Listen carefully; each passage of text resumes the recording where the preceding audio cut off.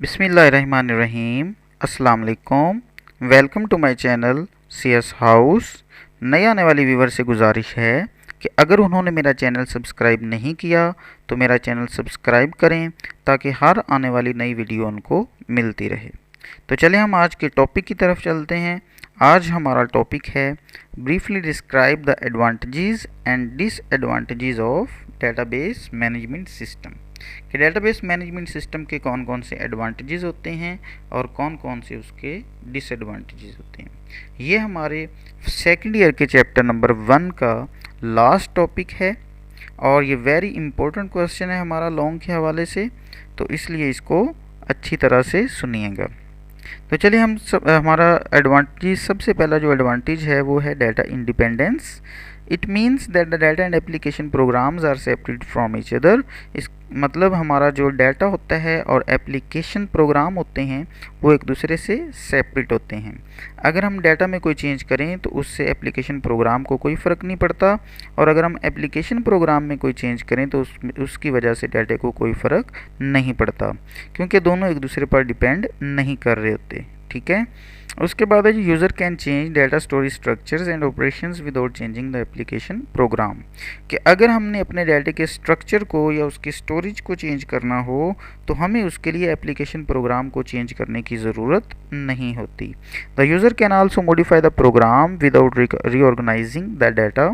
और उसी तरह से जो हमारा यूज़र है, अगर वो प्रोग्राम में किसी भी तरह का कोई चेंज करना चाहे तो उसको डाटा रीऑर्गेनाइज नहीं करना पड़ता। ये इसी वजह से है क्योंकि दोनों इंडिपेंडेंट होते हैं, आज़ाद होते हैं, दोनों एक दूसरे पर डिपेंड नहीं कर रहे होते। अगर ये दोनों एक दूसरे पर डिपेंड करते तो अगर हम डाटा में चेंज करते तो हमें एप्लीकेशन प्रोग्राम में भी चेंज करना पड़ती, और अगर हम एप्लीकेशन प्रोग्राम को मॉडिफाई करते तो हमें डाटा भी रीऑर्गेनाइज करना पड़ता। ठीक है। उसके बाद है जी रिडंडेंसी। रिडंडेंसी होता है डुप्लीकेशन ऑफ डाटा, कि एक ही डाटे का एक से ज़्यादा जगहों पर एग्जिस्ट करना। The data in database appears only once. अगर हम डाटाबेस की बात करें तो उसमें हमारा डाटा सिर्फ एक ही दफ़ा लिखा जाता है, इसमें डुप्लीकेशन नहीं होती। The same data can be used at all places it is required. और हर जगह पर हमें जिस जगह पर भी डाटा की ज़रूरत होती है हमारा सेम डाटा जो है वो मौजूद होता है, मतलब हम उसको यूज़ कर सकते हैं। कंसिस्टेंसी कंस्ट्रेंट, अगर हम उसकी एग्जांपल लें तो इसकी एग्जांपल ये है कि अगर सपोज़ करें रिडंडेंसी किस तरह से हो सकती है। हम एडमिशन ऑफिस में भी डाटा लिखते हैं, अगर हम डेटाबेस मैनेजमेंट सिस्टम यूज़ नहीं कर रहे तो एडमिशन ऑफिस वालों की अपनी अलग से फ़ाइल होगी, जो हमारे अकाउंट ऑफिस वाले हैं उनकी अलग से फ़ाइल होगी, रजिस्ट्रेशन ऑफिस वालों की अलग से फ़ाइल होगी, लाइब्रेरी की अलग से फ़ाइल होगी, एग्जामिनेशन डिपार्टमेंट की अलग से फ़ाइल होगी। तो सभी के पास अलग अलग फ़ाइल्स होगी, और एक स्टूडेंट का डाटा हम कम अज़ कम 5 दफ़ा लिखेंगे। तो मतलब ये हुआ कि हम काम तो एक ही कर रहे हैं, मतलब एक ही स्टूडेंट पर काम कर रहे हैं, लेकिन हमने उसका डाटा कितनी दफ़ा लिखा है? 5 दफ़ा। मतलब यहाँ पर डुप्लीकेशन क्रिएट हो रही है। लेकिन अगर हम DBMS का इस्तेमाल कर रहे हों तो हम इस डुप्लीकेशन से बच सकते हैं। हम एक ही दफ़ा डाटा लिखेंगे और वही फाइल जो है वो सभी जगहों पर यूज़ की जा सकती है। कंसिस्टेंसी कंस्ट्रेंट्स क्या होते हैं? ये वो रूल्स होते हैं जिनको फॉलो करते हुए हम डेटाबेस में डाटा एंटर करते हैं। Consistency constraints are the rules that must be follow to enter data in database. कि हमें ज़रूरी है, हम पर लाजिम है कि हम रूल्स को फॉलो करें तब डेटाबेस में डाटा एंटर करें। अगर हम उन रूल्स को फॉलो नहीं कर रहे होते तो हम डेटाबेस में डाटा भी एंटर नहीं कर सकते। If the data does not fulfill these rules, it cannot be entered in the database. अगर वो डाटा जो हम डेटाबेस में एंटर करने जा रहे हैं, अगर वो उन रूल्स को फॉलो नहीं करता, उनको फुलफिल नहीं करता, तो वो डेटाबेस में एंटर भी नहीं हो सकता। DBMS provides an easy way for applying different consistency constraints that ensure the consistency of the data in database. कि हमें बहुत सारे कंसिस्टेंसी कंस्ट्रेंट प्रोवाइड करता है जिसकी मदद से हम इस बात को इंश्योर कर सकते हैं कि हमने जो डाटा डेटाबेस में एंटर किया है वो बिल्कुल करेक्ट है, वो कंसिस्टेंट है, उसमें कोई भी एरर नहीं है, वो हमारे रूल्स जो हमने बनाए थे उन रूल्स को फॉलो करता है, उनको फुलफ़िल कर रहा है। ठीक है। For a constraint, for example, a constraint can be applied that the marks of a student should be always between 0 to 100. एक हमने फ़र्ज़ किया कि हमने एक कंस्ट्रेंट लगाया है कि हम बच्चों का रिज़ल्ट कार्ड बना रहे हैं, एग्जामिनेशन ऑफिस की हम बात कर रहे हैं, उस फाइल पर काम कर रहे हैं। तो एक स्टूडेंट जो है उसके मार्क्स 0 से 100 के दरमियान हो सकते हैं, ना तो 0 से कम हो सकते हैं, मतलब मार्क्स जो हैं वो कभी भी माइनस में नहीं जाते, और इसी तरह से ना तो 100 से ज़्यादा हो सकते हैं क्योंकि हमारा पेपर मैक्सिमम 100 मार्क्स का होता है। तो 100 से ज़्यादा भी हम नहीं मार्क्स लगा सकते। अगर हम 0 से कम या 100 से ज़्यादा मार्क्स लगाएंगे तो हमारी डेटाबेस जो है वो एरर शो करवा देगी। Support complex data relationships. Database management system allows the user to design complex data structures. Database management system जो है ये यूज़र को अलाउ करता है वो को किसी भी तरह का कोई भी कॉम्प्लेक्स डिज़ाइन जो है वो बना सकता है।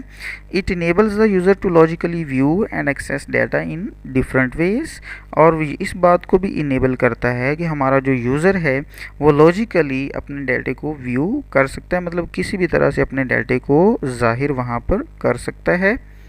ठीक है, मतलब वहाँ पर कोई रुकावट नहीं होती, वो अपने डाटे को किसी भी तरह से मैनेज कर सकता है, किसी भी तरह से डाटे को व्यू कर सकता है। डाटा सिक्योरिटी फीचर्स, सिक्योरिटी की हम बात कर रहे हैं इसमें कि डाटा की सिक्योरिटी कौन कैसे हो सकती है। Access security means the protection of data from unauthorised person, कि हम अपने डाटे को अनऑथोराइज्ड पर्सन से सेव कर सकते हैं by using DBMS। Database management system को इस्तेमाल करते हुए हम अनऑथोराइज्ड पर्सन से अपने डाटे को बचा सकते हैं। अनऑथोराइज्ड पर्सन वो पर्सन होता है जो हमारी इजाज़त के बगैर हमारे डाटे को यूज़ करना चाह रहा होता है। ठीक है, database management system provides many security procedures to maintain data.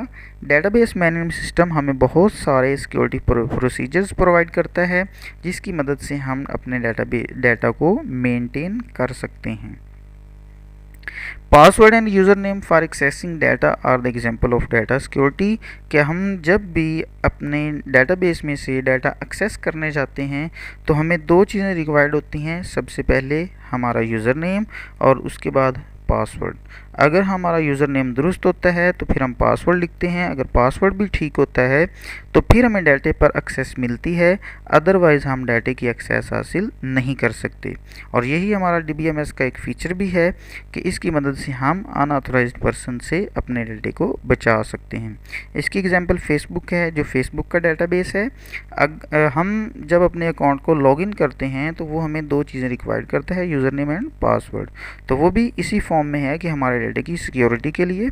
अगर वो चीज़ें रिक्वायर्ड ना होती तो हमारी जो फेसबुक आईडी है या हमारी जीमेल है, इसी तरह से और हमारी आईडीज़ हैं, वो कोई दूसरा बंदा भी इस्तेमाल कर सकता था और हमारा किसी भी तरह का जो डाटा हमने उसमें सेव किया था वो सिक्योर नहीं था। It also provides different levels of rights to the different users in database to access data, कि हम database में different users को उनके rights जो हैं वो different provide कर सकते हैं। जैसे हमारा जो manager होता है उसको access completely होती है डेटाबेस मैनेजर को, वो उसमें से डाटा डिलीट कर दे, वो उसमें से डाटा ऐड कर दे, वो डाटा एक्सेस कर ले, वो उसमें किसी भी तरह का कोई डाटा एडिट करे, अपडेट करे, वो सारी एक्सेस उसके पास होती है। जबकि हमारे जो लो लेवल के मतलब वर्कर्स होते हैं जैसे क्लर्क्स वगैरह, तो उनको हमने इतनी एक्सेस नहीं दी होती। उनकी एक्सेस सिर्फ इतनी होती है कि वो डाटा वहाँ से एक्सेस कर सकते हैं, लेकिन वहाँ पर डाटा अगर डिलीट करना हो तो वो डिलीट करने की परमिशन उनके पास नहीं होती। अगर वहाँ पर डाटा अपडेट करना हो तो अपडेट करने की परमिशन भी उनके पास नहीं होती, ताकि डाटाबेस में कोई दूसरा बंदा, डेटाबेस मैनेजर के अलावा कोई दूसरा बंदा जो है वो उसमें गड़बड़ ना कर सके और हमारा डाटा जो है वो सेव रहे। Database backup and recovery. Backup का आपको पता है कि बैकअप हम इसलिए लगाते हैं कि अगर ओरिजिनल फाइल डिलीट भी हो जाए तो हमारे पास उसकी कॉपी मौजूद हो, हम अपने डाटे को बचा सकें, उसको रिकवर करें और अपना काम जो है वो चला सकें। अब और हमें DBMS ये बैकअप और रिकवर की फैसिलिटी भी प्रोवाइड करता है। Backup is use to store an additional copy of data. Backup हम इसलिए इस्तेमाल करते हैं, मतलब अपने डाटा की, ओरिजिनल डाटा की एक एडिशनल कॉपी बना लेते हैं। This file can be recovered if original file is damaged. अगर हमारी ओरिजिनल फाइल जो है वो डैमेज हो जाए तो हम इस फाइल को यूज़ कर सकते हैं। एडवांस कैपेबिलिटीज़ कौन सी हैं? DBMS provides advance access capabilities for online reporting, कि हम ऑनलाइन अपने काम को कर सकते हैं। ऑनलाइन उसमें जो भी हमने काम करना हो, रिपोर्ट्स बनानी हो, मतलब कोई भी हमने ऑनलाइन काम करना हो तो DBMS हमें ऑनलाइन काम करने की फैसिलिटी भी प्रोवाइड करता है। और आजकल हमारे मोस्टली जो हैं वो डेटाबेस ऑनलाइन ही हैं, क्योंकि हमारे जो मतलब ऑर्गेनाइजेशन होती है उसके डिफरेंट ब्रांचेस होती हैं। एक लाहौर में है, मतलब लाहौर में लाहौर में एक से ज़्यादा हो सकती हैं। चलें बैंक की बात कर लें, HBL जो है उसकी डेटाबेस ऑनलाइन है। अब पूरे पाकिस्तान में जितने भी ब्रांचेस हैं सभी एक दूसरे के साथ कनेक्टेड हैं और हर ब्रांच का डाटा दूसरी ब्रांच वहाँ से एक्सेस कर सकती है। ठीक है, तो DBMS की मदद से हमें ऑनलाइन फैसिलिटी प्रोवाइड हुई, अदरवाइज़ नहीं हो सकती थी। It use internet for advance capabilities, और इसके लिए हम इंटरनेट का इस्तेमाल करते हैं। अगर इंटरनेट नहीं होगा तो हम ऑनलाइन काम भी नहीं कर सकते। डिसएडवांटेजेस हमारी कौन सी हैं जी? सबसे पहले high cost of DBMS। DBMS एक बहुत बड़ा सॉफ्टवेयर है और कॉम्प्लेक्स भी है। It is also very expensive, और इसकी कीमत जो है वो काफ़ी ज़्यादा है। मतलब अगर हम कोई बड़ी चीज़ बनाने जा रहे हैं या अच्छी चीज़ बनाने जा रहे हैं तो इनफैक्ट हमें पैसे भी थोड़े से ज़्यादा पे करना पड़ते हैं। तो इसका पहला एडवांटेज ये है कि हमारी कॉस्ट काफ़ी जो है वो इस पर लग जाती है। High cost is required to purchase DBMS, और इसको परचेज़ करने के लिए हमें काफ़ी ज़्यादा पैसों की ज़रूरत होती है। हायर हार्डवेयर कॉस्ट, इनफैक्ट अगर हमारा सॉफ्टवेयर अच्छा है तो उसी हिसाब से हमें हार्डवेयर भी अच्छा ही लगाना पड़ेगा। अगर हम हार्डवेयर अच्छी क्वालिटी का नहीं लगाएंगे तो वो सॉफ्टवेयर उसको मतलब जैम कर देगा, वो हैंग कर देगा, वो सही तरह से काम नहीं करेगा। DBMS is a very complex and heavy software. It require powerful hardware to work efficiently और प्रॉपरली, और ये पावरफुल हार्डवेयर को रिक्वायर्ड करता है एक अच्छी तरह से काम करने के लिए। अगर हार्डवेयर अच्छा नहीं होगा तो वो एफिशिएंटली और प्रॉपरली वर्क नहीं कर सकेगा। अपॉइंटिंग टेक्निकल स्टाफ, इनफैक्ट अगर हमारे पास अच्छा सॉफ्टवेयर है, अच्छा हार्डवेयर है, तो हमें अच्छे चलाने वाले लोग भी, उनकी भी ज़रूरत होगी।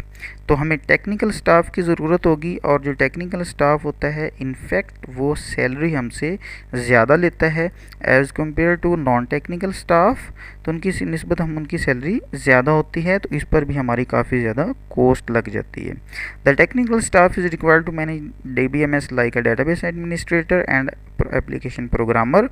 हमें डेटाबेस एडमिनिस्ट्रेटर की ज़रूरत होती है और एप्लीकेशन प्रोग्रामर की ज़रूरत होती है, जिस पर हमारा काफ़ी ज़्यादा पैसा खर्च होता है। The organisation has to pay handsome amount of salary to the technical staff, और टेक्निकल स्टाफ को बहुत ज़्यादा हैंडसम सैलरी हमें पे करना पड़ती है। कॉस्ट ऑफ स्टाफ ट्रेनिंग, अगर हमारा स्टाफ जो है वो ट्रेंड नहीं होगा तो वो अच्छी तरह से वर्क नहीं कर सकेगा, और अगर हमारा स्टाफ अच्छी तरह से वर्क नहीं करेगा तो हमारा सारा पैसा जो है वो ज़ाया हो सकता है, क्योंकि हमने सॉफ्टवेयर पर, हार्डवेयर पर बहुत ज़्यादा पैसा लगाया। अगर हमारे पास काम करने वाले अच्छे नहीं हैं, काम करने वाले ट्रेंड लोग नहीं हैं, तो वो सारा पैसा हमारा बर्बाद हो जाएगा। इसलिए हमें अपने स्टाफ को ट्रेन करना पड़ता है, और ट्रेन करने के लिए इनफैक्ट हमें ट्रेनर की ज़रूरत होती है, और उस पर हमारा काफ़ी ज़्यादा पैसा लगता है। The DBMS is a complex system and required train staff to work efficiently.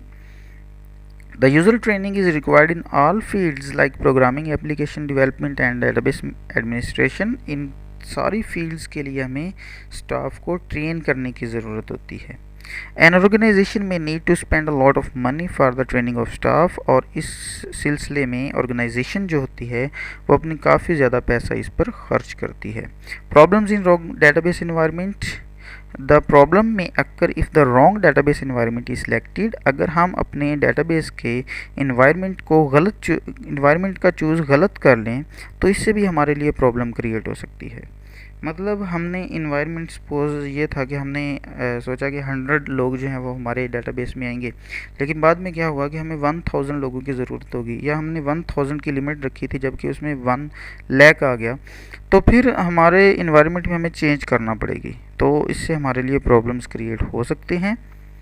Database में भी need of change due to change in requirements. अगर हमारी रिक्वायरमेंट्स चेंज हो गई हैं तो इनफैक्ट हमें डेटाबेस भी चेंज करना पड़ेगी। The change is very costly and required a lot of money to implement the and change. अगर हम उसमें चेंज करवाएंगे तो इनफैक्ट चेंज करवाने के लिए हमें काफ़ी ज़्यादा पैसे लगाना पड़ेंगे। Need of data dictionary. Data dictionary क्या होता है जी? वो ये एक ऐसी फाइल है जहाँ पर हमारा जितना भी डाटा होता है उसकी डेफिनेशंस पड़ी होती हैं। Data about data is also called Meta data. Data dictionary को हम मेटा डाटा भी कह सकते हैं, मतलब वो फाइल है जिसमें डाटा के मतलब डाटा पड़ा होता है। ठीक है। Another disadvantage of database management system is need of data dictionary. Data dictionary is a file that store all data definitions, के सारे डाटा की डेफिनेशंस को स्टोर करता है। It also monitors the data that is entered, और ये इस चीज़ को भी मॉनिटर करता है जो हम डाटाबेस में एंटर कर रहे होते हैं। It ensures that data is according to the data definition rule, ये इस बात को इंश्योर करता है कि हमने जो भी डाटाबेस में डाटा एंटर किया है वो अकॉर्डिंग टू द रूल्स है, मतलब वो डाटा करेक्ट है, उसमें कोई भी किसी भी तरह का एरर नहीं है। The rules include file name, file size and data type etcetera. और ये हमारे रूल्स होते हैं कि हम फील्ड का नाम लिखना होता है, फाइल फील्ड साइज हमने बताना होता है, हमने डाटा टाइप क्रिएट करनी होती है। ठीक है, ये हमारे एग्जांपल के तौर पर उसके रूल्स थे। Data dictionary also called data repository, और हम डाटा डिक्शनरी को डाटा रिपोजिटरी भी कह सकते हैं।